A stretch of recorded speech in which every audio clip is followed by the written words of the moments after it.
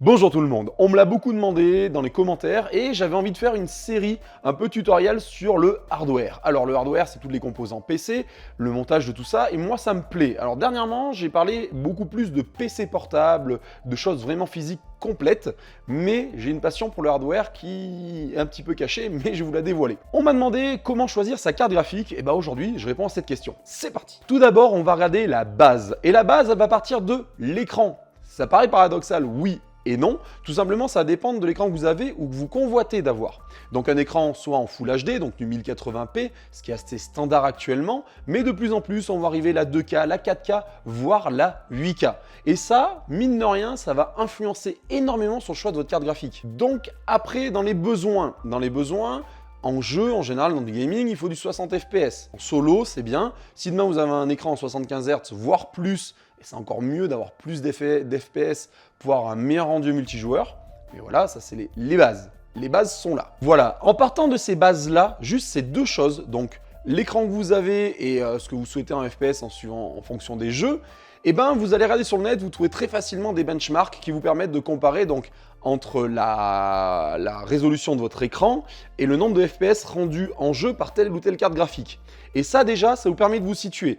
Si vous êtes sur un écran en 1080p, vous allez vite vous rendre compte que certaines cartes graphiques, même on va dire milieu de gamme, vont largement faire l'affaire par rapport à votre écran. Donc ça c'est très très important déjà. Donc, on commence vraiment par la base. Et ça vous le trouvez facilement sur internet pour rien que choisir à la base à peu près sur quelle carte graphique vous allez partir. Par la suite, sur vos cartes graphiques, il va falloir regarder un petit peu les configurations qu'elles ont. Donc tout simplement, dans les configurations, vous avez la fréquence. Donc la fréquence, c'est la fréquence de calcul qui est exprimée soit en mégahertz, soit en gigahertz. Donc ça, pareil, c'est la fréquence de calcul du processeur de la carte graphique. En plus de ça, dans les configurations à regarder sur la carte graphique, va rentrer en compte la mémoire de la carte graphique. Il faut savoir qu'actuellement, vu les jeux qu'on a assez poussés, donc si on prend un jeu assez poussé, ne serait-ce que pour du 1080p, donc on va dire du Full HD, il vous faudra de la RAM qui avoisine les 6 Go sur la carte graphique dédiée.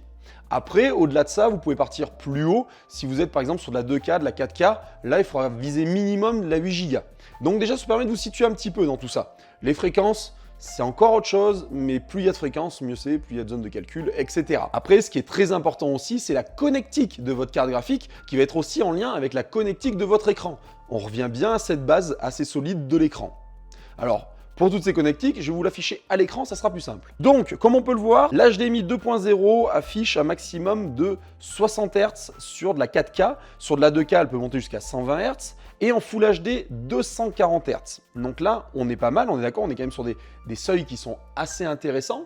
Mais par contre, le DisplayPort, les gros avantages du DisplayPort, c'est que par exemple sur de la 8K, on peut monter jusqu'à 60 Hz. Avec de la 4K, on monte jusqu'à 120 Hz. Et en Full HD, on peut monter jusqu'à 240 Hz de nouveau. Et surtout, le DisplayPort, ce qu'il apporte, c'est le FreeSync et le G-Sync, qui sont des nouvelles générations de calculs qui permettent d'avoir des bons rendus, etc., des cartes graphiques. Donc on est sur quelque chose de plus poussé. Bon, maintenant, il est bien beau d'avoir une grosse carte graphique avec les bonnes configurations, qui sont en rapport avec l'écran, etc.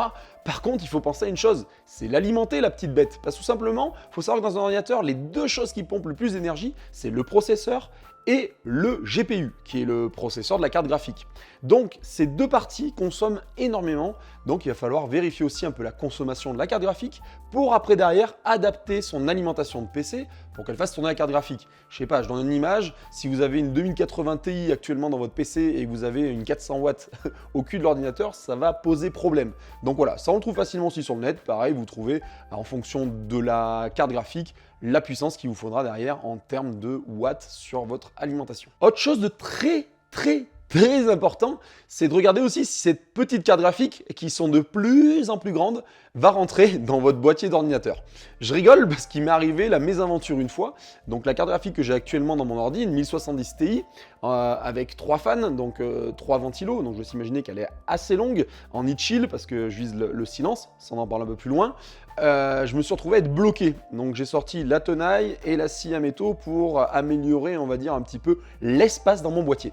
Donc ça, je vous conseille de le vérifier avant. Sur les sites, vous trouvez facilement donc votre boîtier, déjà, vous l'avez devant les yeux, vous pouvez mesurer. Et surtout, sur les sites, vous avez la taille de la carte graphique.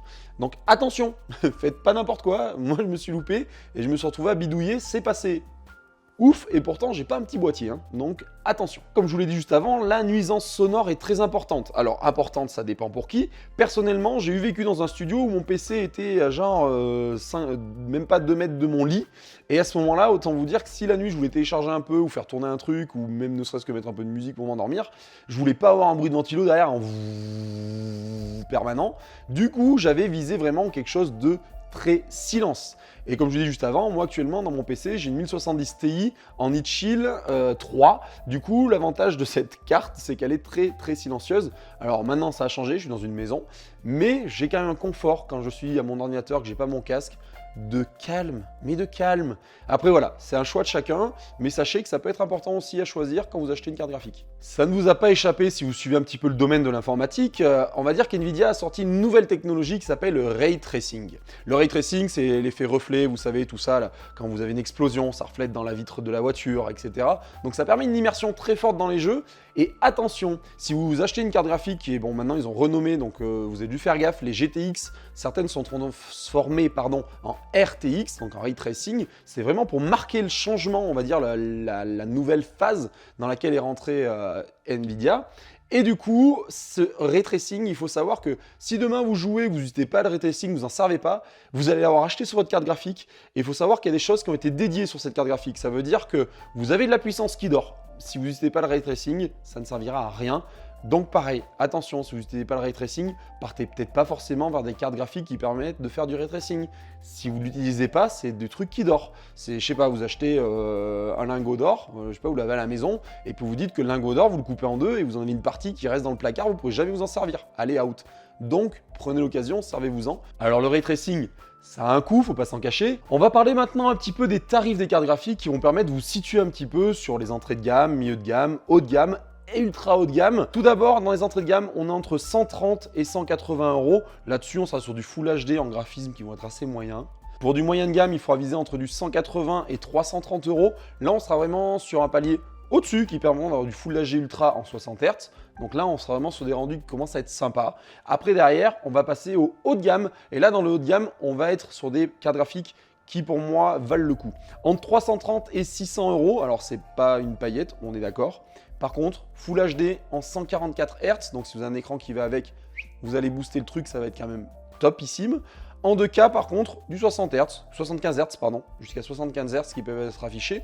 Donc un beau taux de refresh, c'est intéressant. Et après, derrière, on passe dans les ultra haut de gamme. Alors là, par contre, ultra haut de gamme, c'est les dernières générations sorties, etc. Ou des générations un peu plus anciennes, mais qui tapaient très haut. Donc là, on a des 600 € et plus. On peut monter à des sommes à 1000, 1200, 1500 €. On peut aller très haut. Par contre, l'avantage, c'est que sur de la 2K, vous êtes à 144 Hz. Donc là, ça tape fort en 2K. Et même sur de la 4K, vous pouvez avoir quand même des beaux rendus. Voilà un petit peu pour vous donner une image des gammes actuelles pour les cartes graphiques. Bon, du coup, je vais vous faciliter un petit peu la tâche. Je vous ai trié un petit peu les gammes actuelles avec des cartes graphiques qui valent le coup suivant la gamme que vous allez viser. Donc sur de l'entrée de gamme, on a la AMD RX 570. Alors on peut la trouver à moins de 100 €, il y a des moments, on voit un petit peu plus, ça dépend sur quelle marque on part. Moi personnellement, j'ai sélectionné la MSI RX 570 Armor et la Saphir RX 570. Voilà, c'est deux cartes graphiques que je peux vous conseiller, je les marque en commentaire, je vais tout lister, tout en entrée de gamme, moyenne de gamme, ce que je vous parle aujourd'hui, je vous le liste. Moyenne de gamme, la NVIDIA GTX 1660 en 6 Go. On est quand même sur un beau compromis en moyenne de gamme. Elle existe en Gigabit GTX 1660 OC, en MSI GTX 1660 Ventus XS OC. Donc on est sur des cartes graphiques qui sont quand même vraiment pas mal. Par contre, là, on va rentrer un petit peu dans les cartes graphiques que je vous conseillerais vraiment, parce que c'est des cartes graphiques qui sont certes considérées comme haut de gamme, mais qui peuvent être aussi abordables. Et pour moi, une carte graphique en dessous de 500 €, elle est abordable. En dessous de 300 €, elle ne vaut pas forcément le coup, sauf sur grosse promo, Black Friday, etc.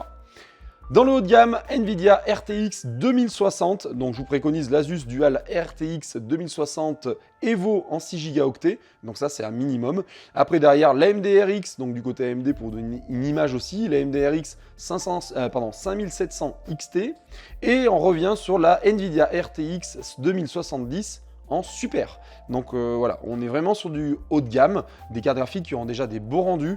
Personnellement, je serais vous, je me lancerai là-dedans tout simplement parce que ça reste quand même abordable et vous avez des rendus qui vont durer dans le temps. Vous allez pouvoir regarder la carte graphique, voilà, 1, 2, 3, 4 ans, je pense, pour arriver à bien faire tourner vos jeux.